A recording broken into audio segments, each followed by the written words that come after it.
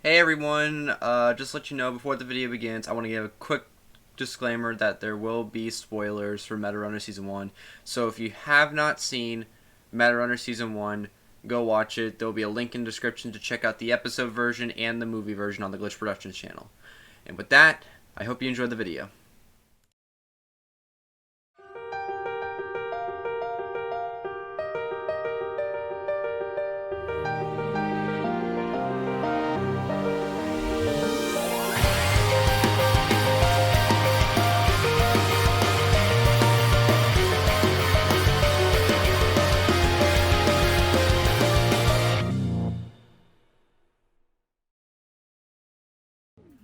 Hello everyone, my name is TheGamerBro132 and welcome back to a different kind of video where today I'll be talking about something that's pretty special to me. And of course, as you can tell by the title, it's Meta Runner. Today I'll be looking back on how it was made, the story episode by episode, and the community reactions and overall theories going on in the series. And keep in mind that this will be part 1 of a 3-part series. Today I will be looking at specifically Meta Runner Season 1, and then in part 2, Season 2, and then obviously part 3 will be Season 3 when Season 3 releases sometime over the summer. And with that, let's go ahead and take a look back on Meta Runner Season 1.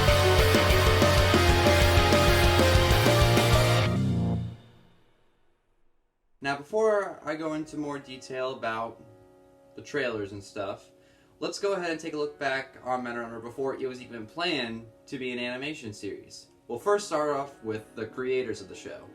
For people who don't know who created the show, which you might already know by now, the creators of Meta Runner are Kevin and Luke Lerdwichicold, two brothers in Australia who currently at the time were working on a YouTube channel called SMG4, which was a series mainly known as Mario and his friends like Meggy, Luigi, and of course, Tari, going on wacky adventures. Around 2016, the channel had about 1 million subscribers during this time, which is a lot if you think about it.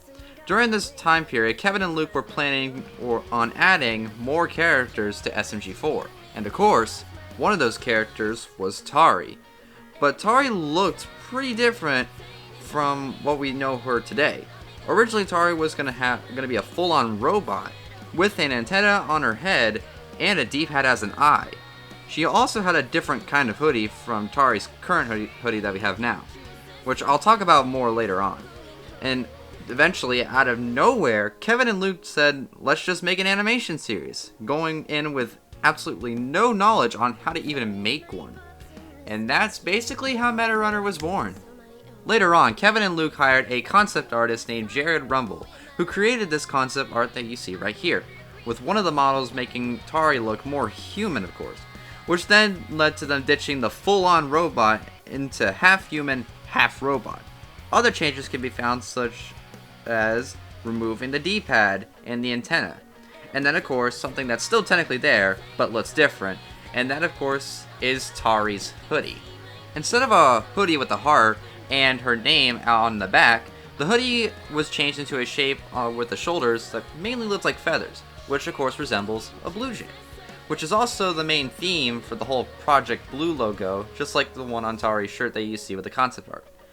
Now, before they actually released Meta Runner, they wanted the people in the SMG4 community to know who Tari is, which is why you first see SMG4 Tari before Meta Runner Tari. And that's basically how Tari was created. Of course, you have other characters like Theo, Belle, and Lutz, but Tari's the character that we have the most information on with how she was created. Plus, Tari is the character that is the main reason why Meta Runner even exists in the first place. Alright, with that out of the way, let's now move on to our first look to Meta Runner Season 1. The first clip we got of Meta Runner was released on October 6, 2018 after War of the Fat Italians 2018. The footage first opens up with Theo running around being a video game character, killing coconut trees with his coconut. Oh, okay then. Which then shows that, of course, this is a video game, and eventually shows two hands, with one of the hands holding a controller. which people assumed it was Tari, and it was later confirmed by Kevin himself that it is. Then it cuts to black to saying that we will find out who this character is in December of 2018. While building up the hype, Kevin and Luke showed short teasers on some SMG4 videos. It later said that the video would release on December 5th. Eventually, December 5th came and the video was released. With the video, of course, being titled Meta Runner Official Trailer New Animated Series.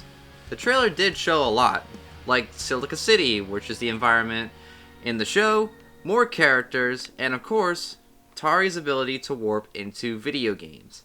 At the end of the trailer, it then showed the title Meta Runner Season 1 with the release date of June 2019.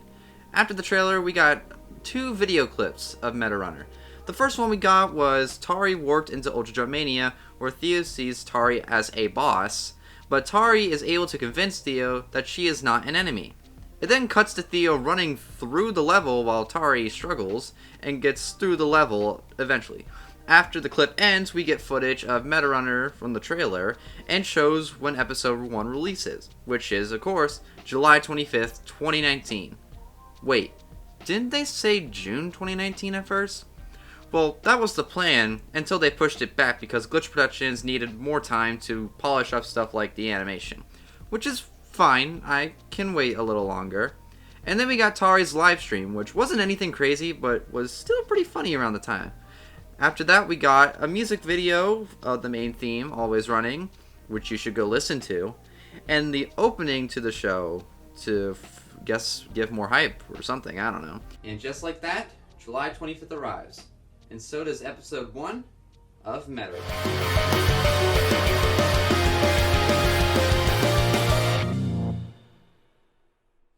So how this will work is I will be giving a simple narration of every episode of Meta Runner Season 1. We'll of course start off with Episode 1.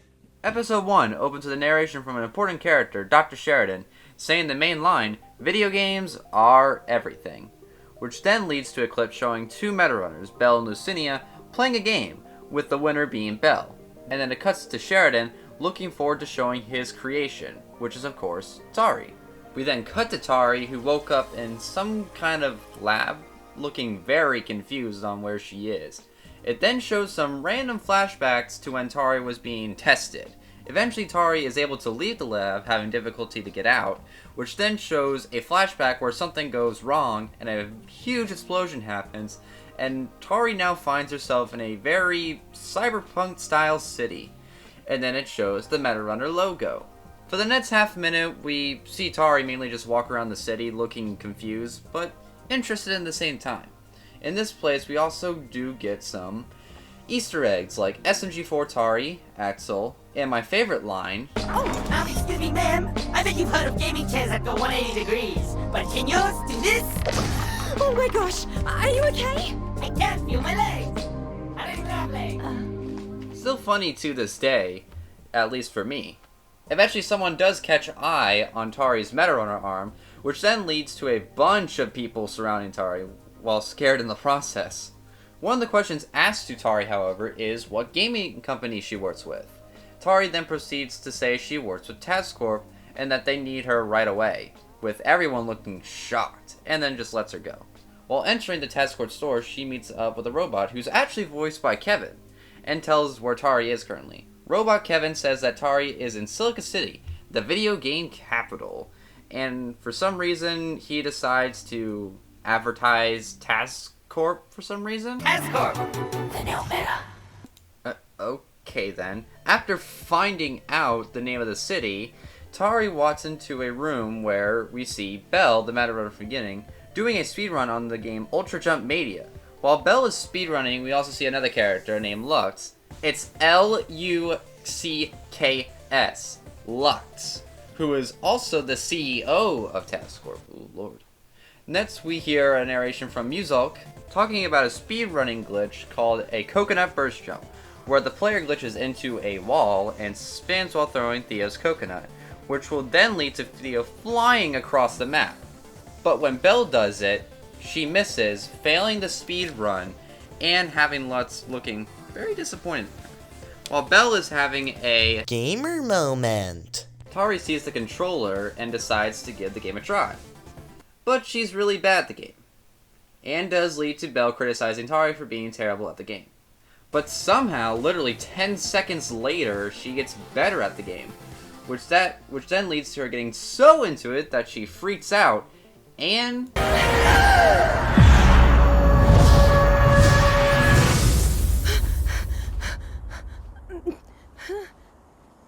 wakes up on an island, which then leads to Thea throwing a coconut at Tari. Turns out Tari warped into the video game. It then cuts back to Tari in the speedrunning arena, and Bella's wondering if Tari's even okay at this point. She then tells Lutz that something is wrong, and Lutz is still pretty annoyed at Belle for failing the speedrun. Jesus, calm down. Lutz notices Tari looking all zoned out and asks what happened, but obviously Belle doesn't know.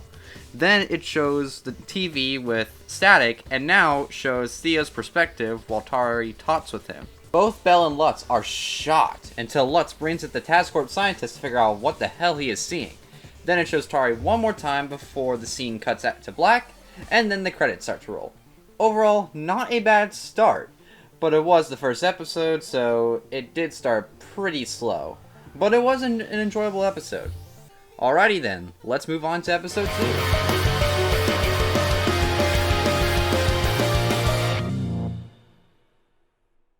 Episode 2 actually opens up on the clip I mentioned in the release section, but it adds something.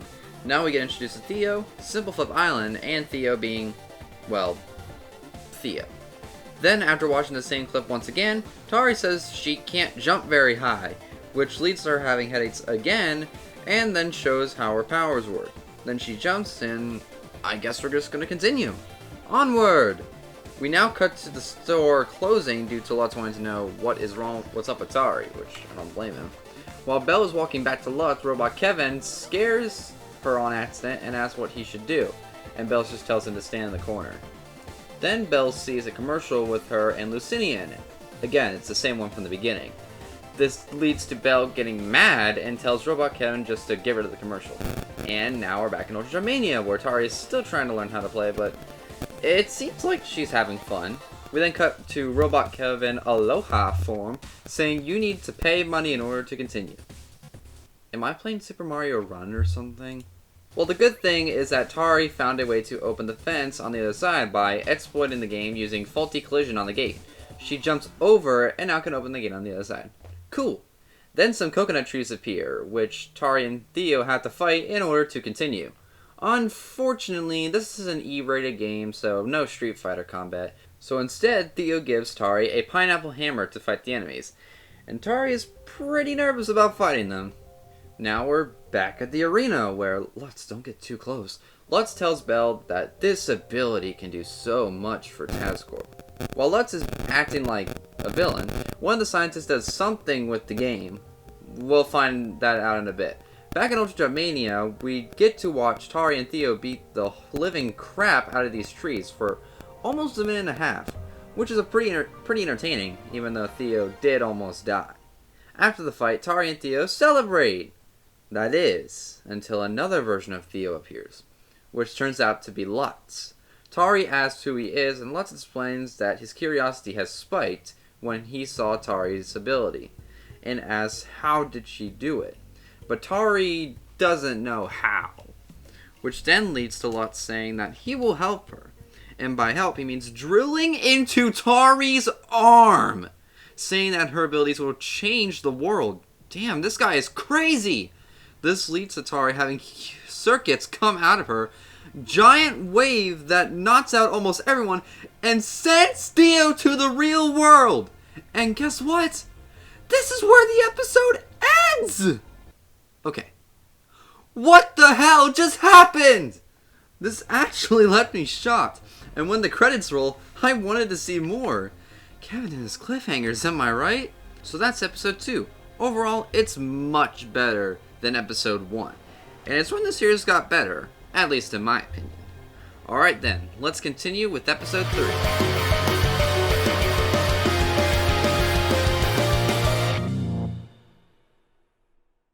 Episode 3 opens right where Episode 2 left off, with Tari and Belle looking confused and Lux, well, being Lux.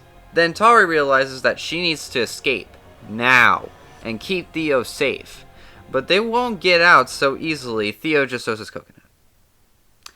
Well, never mind then.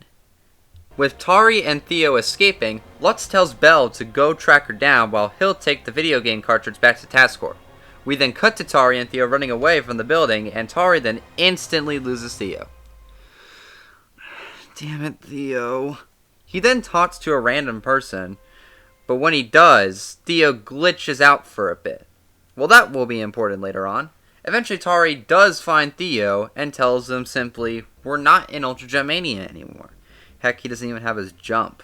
Tari then apologizes to Theo for getting mad and makes it up to him, saying they'll go inside this place called The Hive, which is mainly a place where people, I guess, do streams, kind of like Twitch streamers. I mean, they do look pretty cool, I'm not gonna lie. Look at all these nerds. Sheesh, Theo. Tari and Theo enter a pod just to hide for now. Tari sits out for a bit to rest while Theo just plays a game, even though he's just like Tari. While Tari sits out, she notices a coffee cup which triggers the flashback she keeps having, and it freaks her out once again. She then calms down for a little bit until she notices that Theo actually started live streaming. Oh jeez. Which then shows a message from Belle saying, enjoying the streaming pods? And scares Tari. And yep, she found them alright. And to avoid getting taken away, Tari grabs Theo and leaves the pod immediately. But unfortunately, they get caught. Tari then tries to call for help, but people can't hear due to streaming pods having noise cancelling. Then it leads to Theo hilariously throwing his coconut into Belle's face. While doing it, both split up because Theo took a different route. While the Task Corp workers catch Theo, Belle will go ahead and catch Tari. And unfortunately, Belle is able to get Tari, while the Task Corp workers fail to get Theo, leading to Theo being able to escape. Theo then calls out for Tari but can't find her. That is until he sees Tari being taken away and being sent to Task Corp. And Theo starts to cry. Kind of. Until a new character says, I got this. and that's the end. Overall, this episode was okay. It didn't really do much except kidnap Tari and reveal who's going to help. So this episode mainly is just build up to what's happening next. Okay then, let's move on to episode 4, which is actually my favorite episode. Really looking forward to it.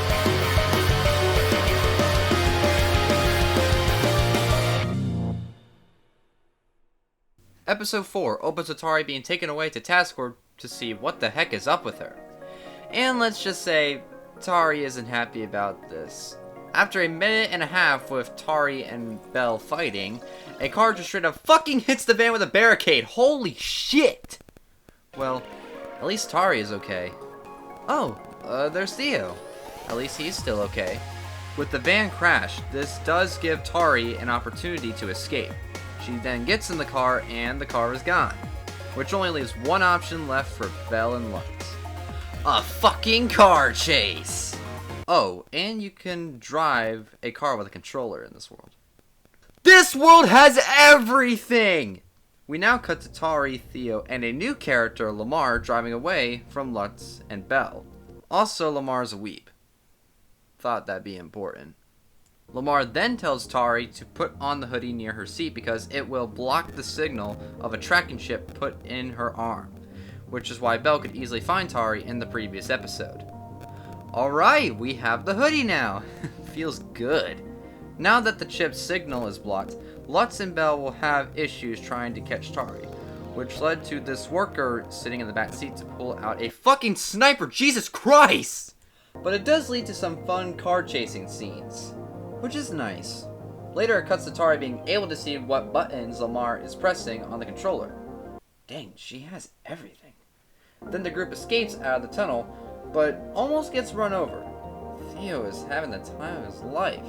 Thankfully, they don't get run over, and then Belle stupidly does the same thing, but crashes into another car. Talk about having too much fun.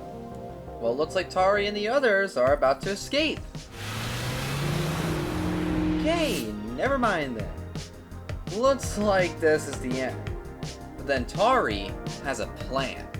With her powers, she takes the controller out of Lamar's hand, which she decides to hit a trash can to get a lid so that way Theo could hit the billboard in front of them, which leads to Tari driving up a wall to escape. Okay, now that was pretty cool.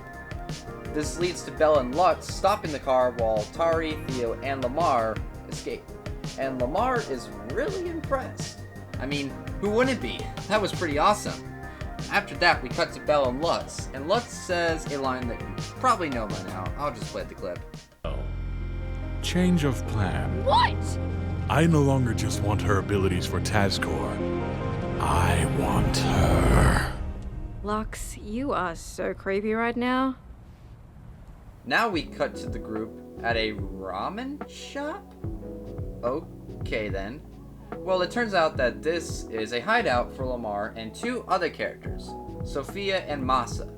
Sophia looks excited to see Tari and Theo, while Masa, just walks off.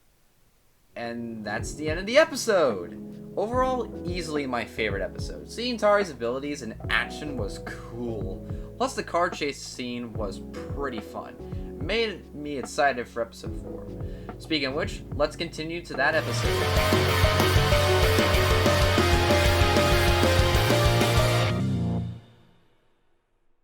Episode 5 starts off with a POV of this tiny robot, which is just Lamar and the others. They were using the robot just to spy on Lutz, until Tari showed up, which led to the group wanting to save Tari because of her abilities, and keeping her away from Lutz. After trying to scare and act stupid towards Tari, we get a proper introduction to Lamar and Sophia. Both of them and Masa together form a group called MD5, and their goal is... Take down the evil conglomerate Tazcorp! They formed together because Tazcorp has done some pretty shady stuff, which is why they want Tari and Thea to join the group, even though she doesn't really want to get involved. Eventually, she thinks about it, realizing that being with MD5 will keep them safe.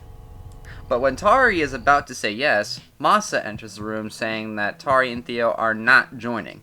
Masa, being the almighty edgelord he is, gives a controller to Tari, basically saying that in order for Tari to join, you will have to play a game. Lamar and Sophia tell Masa to just let Tari relax, but Tari decides to play, hopefully knowing more about herself. Now we cut to the office! Well, that's what Lamar calls it. Damn it, it looks cool. So the game that Tari and Masa will be playing is called... Battle Blaze, a first-person shooter game. Man, I wanted to say that. And the battle begins! Oh, that was quick. You know what? Screw it. Let's count how many times Tari dies.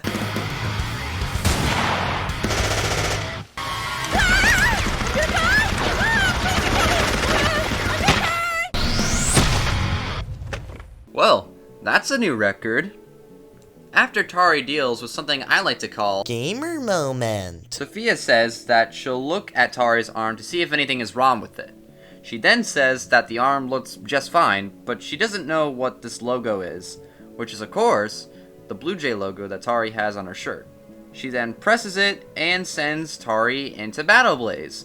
Hope you're cool with dying. At least you're not an SAO. After that, we cut back to Tazcorp HQ, where Belle is told by Lutz to go into a research facility to find out more about the logo Tari has on her shirt, while he works on figuring out what's going on with the cartridge back from the arena. Oh, and Lutz wants this to be completely secret. After hanging up and quoting Lutz, Belle goes inside the facility, which is the same one where the explosion happened. You know, from episode 1.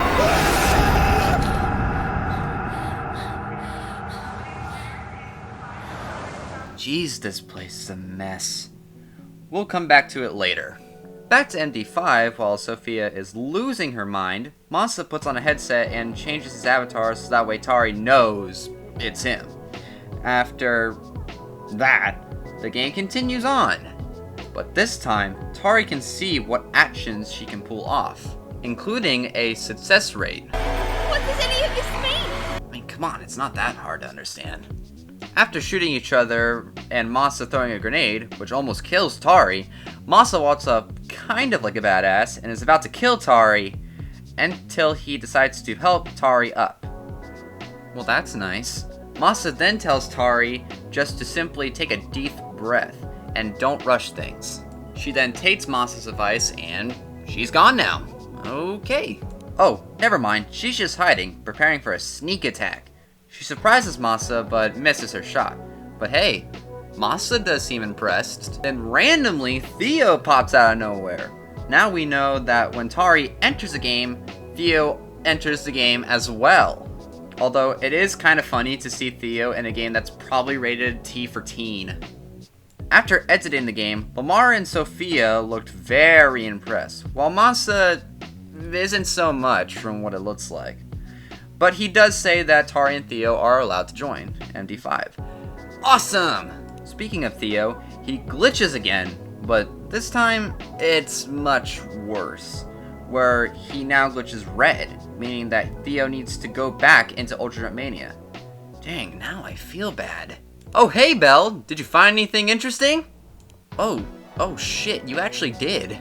After searching for a while, Belle finds an SD card that says 1PB, with the PB standing for Project Blue. After seeing this, Belle is really confused. After opening the file, the credits roll. Are you fucking kidding me? Really leaves you curious. Overall, episode 5 was pretty good. It's nice to see that we're getting more info on Tari and Project Blue now. Plus, seeing all of MD5 is pretty cool. So yeah, it's a good episode. We're now halfway done. Let's begin with episode 6.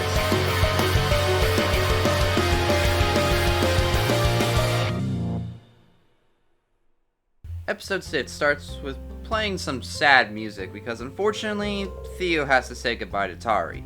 But Tari does promise to Theo that she will visit someday. That is until we see, Theo? Oh god, now there's 2 Theos! After dealing with Theoception, is that how you say it? The game glitches out and kicks out Tari and the Theo we know. Not this one. To this day, I find that funny, that this part is the ending to the Ultra Jump Mania pilot. Sophia now realizes that Theo needs to get into his own cartridge. The big issue being that Lutz currently has the game cartridge from the speedrunning arena. Then Masa remembers something called Operation Silent Demon. Sophia and Lamar remember it, but Lamar doesn't seem so happy about the idea because chances of them winning is pretty slim. But for now, they just go to bed. Guess we'll find out tomorrow then. Next it cuts back to the very destroyed facility, right after Belle found the Project Blue SD card. The SD card contains 5 videos, with one of them being corrupted for reasons that are still not clear. I'll do my best to explain what's going on. Project Blue was created by Dr. Sheridan. The way it would work was that the AI program was meant to be any game, but there was one issue. In order for the AI to work, it would need to have some kind of human host, which Sheridan doesn't have. That is until he does find one, which also works for TazCorp. Plus the host is a Metarunner, and he does seem confident about this. You know where I'm going with this. The last file shows that Sheridan is having issues with the program, which then leads to the whole thing getting blown up. After seeing this, Belle freaks out because of the voice she heard, which is of course the woman screaming.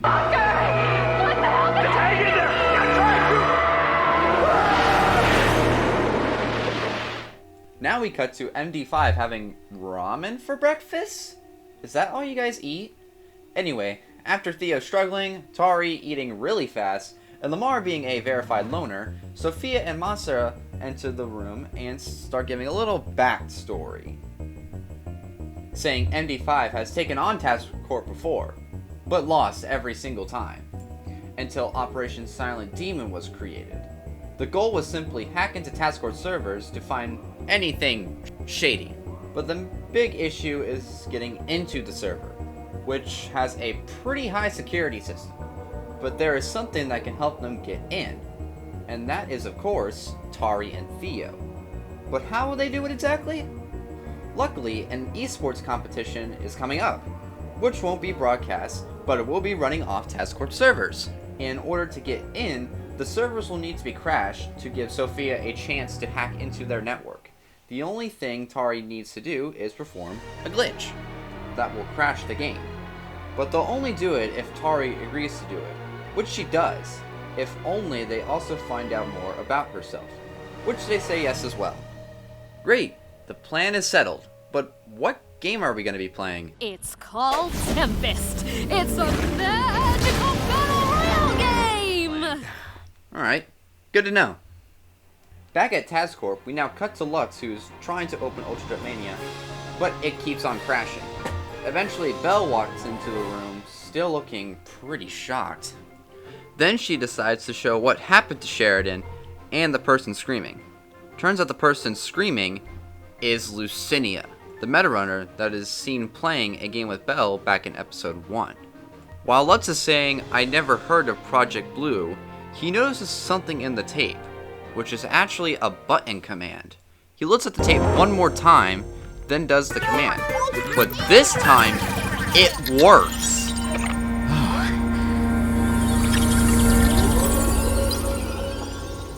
And then, the episode ends. Damn it, not again! But I will admit, seeing this part really does make you wonder what will happen next. So yeah, episode 6 was pretty good. Nothing much to say, but we're making progress. Before we move on to episode 7, I want to add something after the release of this video. After the release of episode 6, Glitch Productions decided to take 2 weeks off to take a quick break. Which I mean, just take your time, you're not in a rush.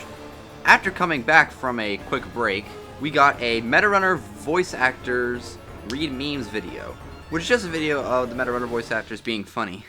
Then on September 19, 2019, episode 7 was finally released. Let's move on to episode 7.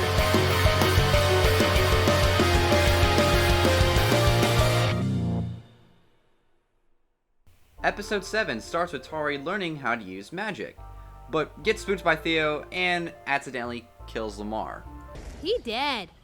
But don't worry, they're just in training mode. After Masa explains the basics of the game and shows how to use the spells, also hi God, we start to learn how to do the glitch. After having difficulty starting, Tari launches herself into the air while Sophia controls Tari for a bit to see if the glitch still works. And it does, crashing the game while doing so. In a short summary, Tari will have to do a dive at a certain speed and angle, which is about 55 kilometers at about a 36-degree angle. Simple, right? Well, not really. Keep in mind, Tari was in training mode, and no one was attacking her, which for sure won't be like that during the tournament. After the game reloads, we try again. We then get this from Lamar and Masa. Do you think she'll learn this glitch in time? I really hope so. Me too, Masa. Me too. After that statement, Tari made it up, but has to go back down again. And she dies. Alright, time to count how many times Tari dies again.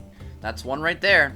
Before Tari goes again, she now chooses to use her Metarunner vision, but dies again. Okay, that's 2, 3, 4, 5, and 6. Okay, let's just take a little break for now. Now we cut to Belle playing Ultra Jump Mania, trying to pull off the coconut burst jump, but fails several times. Eventually, Lucinia walks in, showing that this is definitely a flashback. After Belle deals with a Gamer moment. she explains to Lucinia that she's really stressed out over a gaming convention happening tomorrow, and that everyone is expecting her to win the world record. But Lucinia just tells Belle to get some rest, because her stressing out won't exactly help. Belle decides to take Lucinia's advice and rest. Then Lucinia leaves and it cuts back to the present, where Lutz is looking for more info on Project Blue. But he doesn't find anything, and says to Belle that you should just go find Tari. Then Belle leaves the room. After she leaves, Lutz hides some confidential information in a tablet behind a BioWare encryption, which are just the people from ND5. Before putting the tablet away, we see a gun, but doesn't do anything with it and just puts the tablet away. Now we cut back to Lamar once again being seen as a verified loner, and Tari dying again. Alright, that's 7. Tari starts to get more annoyed because she hasn't made any progress.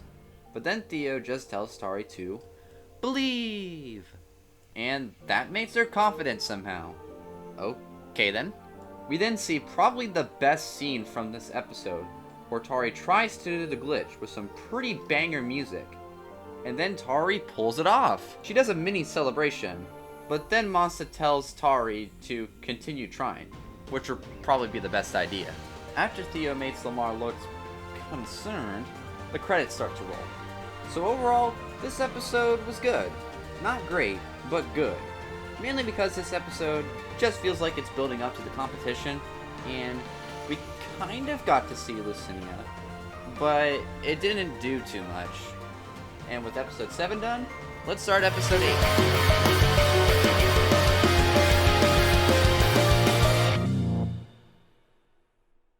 Episode 8 immediately starts off at the tournament. Well, that went by pretty quick. It also turns out that ND5 had to sneak in the building. Must have been difficult with Theo in that bag. And now we're officially starting. But while Tari was getting into the game, it glitched her to some kind of void, where we find Lucinia? And, oh, there she goes. Turns out Tari was knocked out when the game loaded, which did give them a crappy head start, with the spell they have being a force field. After fighting for about 2 minutes and getting spells, plus a scroll which can help teleport people, we get a little introduction to these pro players. They are very sweaty. Frickin' show-offs. Be a good time to use that scroll by now. And they do, but almost die doing so. After getting teleported to the worst possible spot, Lamar says we should wait on Tari due to her passing out in the beginning. Not a good idea considering the enemies are on top of you. Oh shit! This leads to Tari falling off the cliff into some kind of abandoned area, where not only finds a spell, but almost dies due to the sweaty players. But she's lucky because the team arrives right on time. After getting regrouped, the episode ends. Okay, I'm sorry, but this is by far the worst episode of the season. Barely anything happened, and this was just build up to what's next.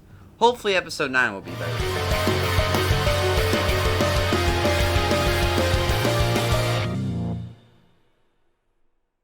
Episode 9 opens right where episode 8 left off. After fighting for a bit and killing one of the enemies, we see Tari having difficulty with fighting one of the enemies, and almost dies, until Theo sacrifices himself to keep Tari in the game. But the good thing is that Tari is able to avenge him, in a somewhat cool way. Crackerjack.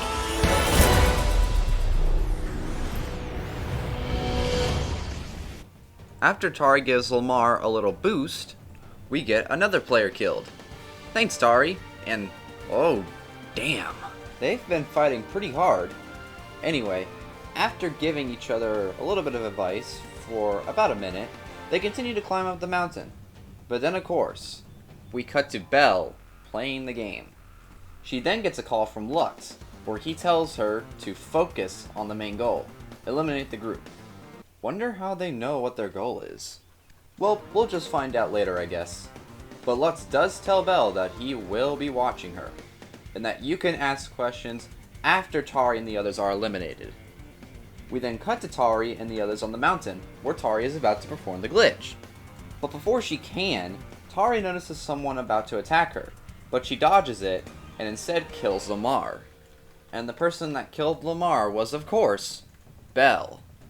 After seeing this, Lamar freaks out and says that he'll take Tari out of the game. But Masa says not to take her out just yet. Tari then, of course, tries to do the glitch, but Belle blots her off before getting her chance to pull it off. Masa tells Belle to not be in their way, but then Belle reveals that Masa used to be Task Corp team captain.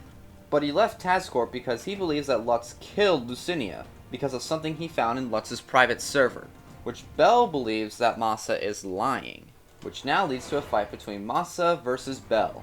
And Masa almost wins until Tari saves Masa from getting crushed, which leads to her getting crushed by a pillar. Then Belle decides to attack Tari, which leads to Masa trying to protect her, but while keeping Tari safe, Masa's Metarunner arm starts to take too much energy, which leads to Masa messing up and dies right after. Now the only person left is Tari. You think Belle would kill Tari, but instead she hangs up on Lutz and asks Tari to talk. And that's where the episode ends. So this episode was easily better than episode 8, but the episode still felt like build-up to what's next. So overall, this episode was okay. And with episode 9 finished, it's time to watch the finale to season 1.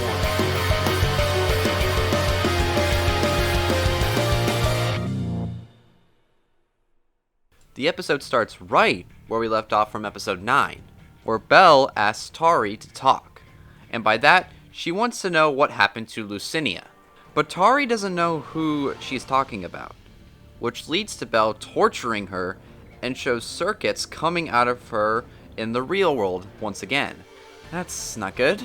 However, Theo gives Tari a pep talk, saying that he believes in her.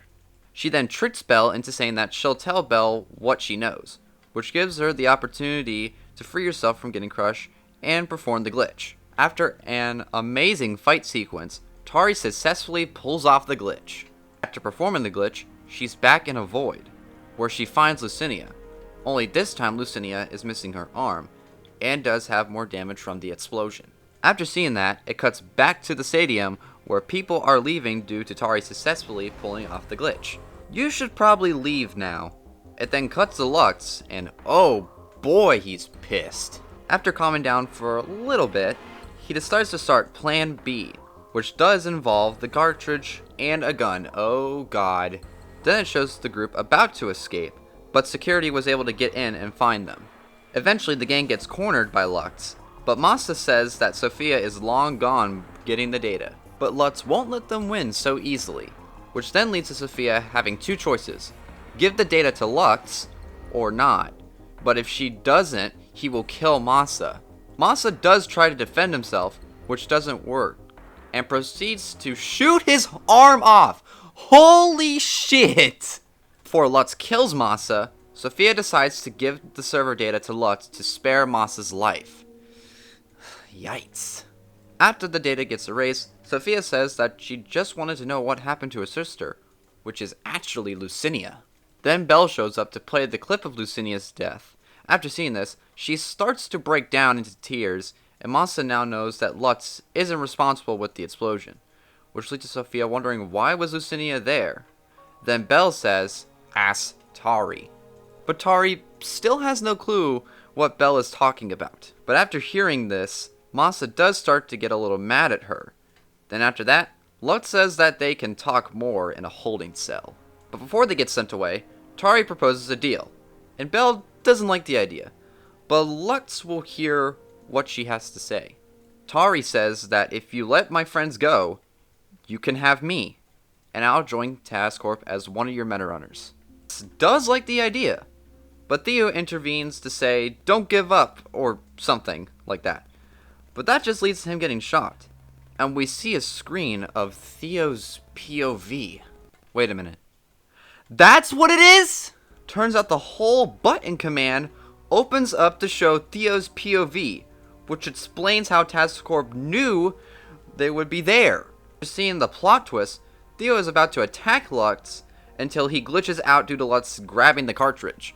Lutz then says that he is interested with this deal, but since he doesn't trust MD5, Lutz does this. Tell me, do you know what collateral is? This is collateral. Yep, he just did that. Lutz decides to destroy the cartridge, which also makes Theo disappear from the real world. I'll just respond.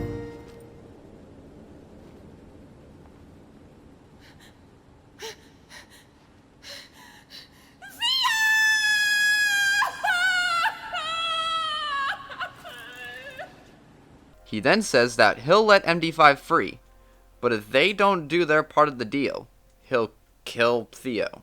And Tari agrees back. After that, Tari is escorted to the van, which then leads to MD5 saying goodbye, and Tari replies with this. Trust us. Don't worry, guys. I'll be fine.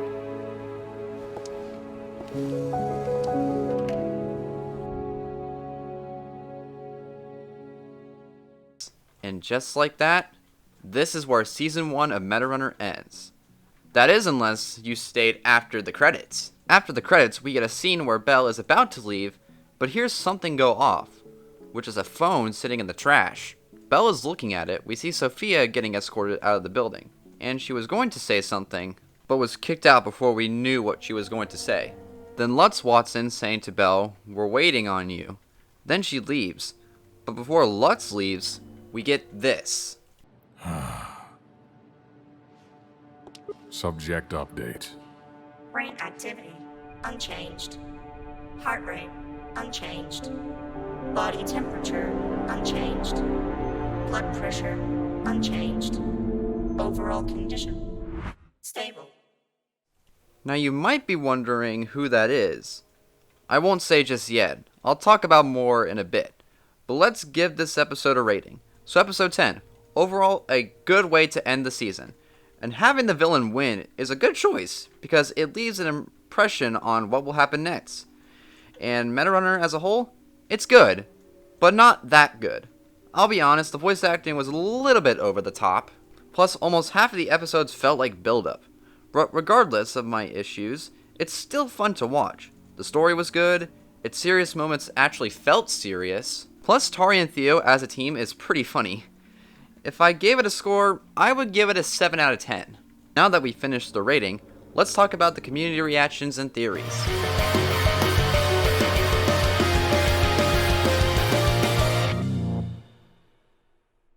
So now, let's talk about what the community thought of Metarunner Season 1. The people who liked Metarunner Season 1 said they enjoyed it for its story, writing, and character interaction, while people who didn't enjoy it thought stuff like the pacing, environment, and voice acting wasn't that good. Even though it has its issues, Metarunner does have a dedicated fanbase. Not as much as SMG4, but still has a fanbase to it. Okay, now let's talk about the theories. We only have 2 theories, unfortunately. One of them being about who was in the pod at the end of episode 10. A lot of people thought that the person in the pod was, of course, Lucinia. But people also thought it was Tari, which doesn't really make sense.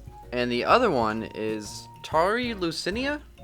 And it did seem likely with both of them being involved with Project Blue. And yeah, those were the 2 theories. Now let's jump to the conclusion.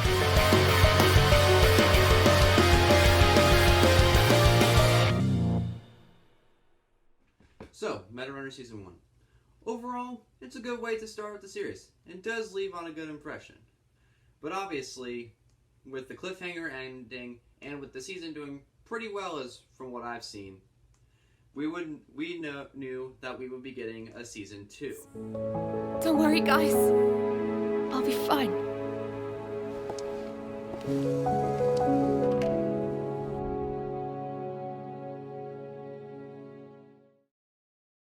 Hey guys, thank you so much for watching part 1 of a look back on Metarunner.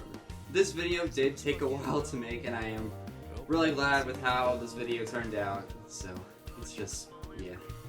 If you want to know when I upload part 2, I recommend you guys subscribe to my channel and hit the bell icon, which gives you a little notification knowing when I will upload my next video. And before you do watch part 2, and if you haven't seen it, go watch Metarunner Season 2, because obviously, as you've seen in this video today, it will contain spoilers. So I recommend go watch Season 2 before you see a look back on Metarunner Part 2. With that, thank you guys so much for watching. I really do appreciate it. And with that, I will see you guys next time. I'm always running.